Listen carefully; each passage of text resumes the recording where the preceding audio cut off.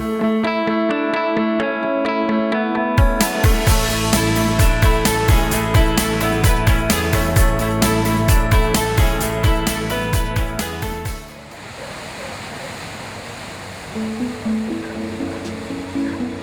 Rachael, and I've been going to Mission Trails Church for over 5 years. When I was younger, my family was really involved in church, and we did a lot of stuff with the Christian community, but we moved a lot when I was young, and so it was always hard to get hooked up with like a new church and really get invested in a new community. I guess it was my senior year of high school that I started going to Mission Trails Church.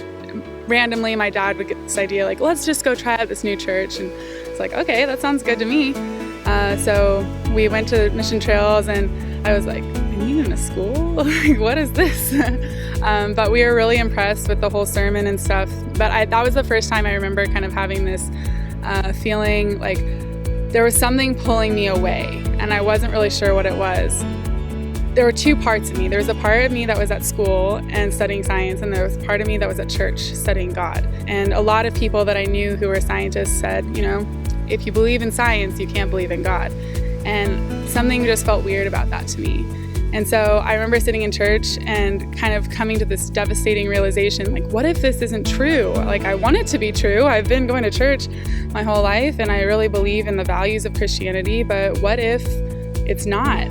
And I kind of had this almost existential crisis about it. So then I went to college, started my neuroscience major, and received one of the best gifts I've ever gotten in my life. Pastor Kyle actually sent me a book, The Reason for God by Timothy Keller. And I never had a conversation with him about anything, but I guess he was just called to send me this book. And I don't know if he ever knew what a huge difference it made to me, but I kind of went through this process where I was still wanting to be in the church and still be a Christian, but then I couldn't justify it with science, you know, and it was confusing to me. It was a confusing time. But then I came to this realization: if I'm saying that this is the ultimate truth in the universe, I should be able to put it up to any test and it should survive. You know, run it over with a bus, like put it on fire, like throw it over a cliff, and it should still be intact. So if it's really true, I need to pursue it with everything that I have, all of the academic skills that I have, and figure out what's going on.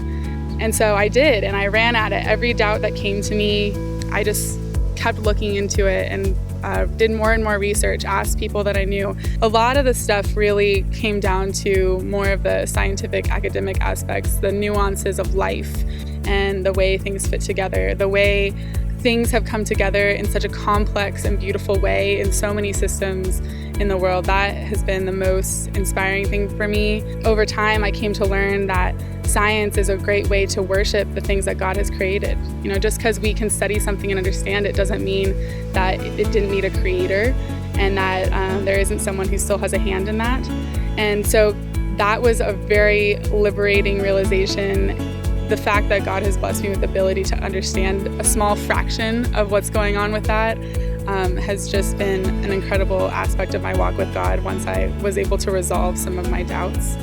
I think it's just, there's some sort of beauty about the universe and about the relationship with God that just totally surpasses any struggle that we have with our own willpower and our own desire to put things in nice, neat little boxes and check off our little list. It's not a matter of what you have to do, but what's been done for you already.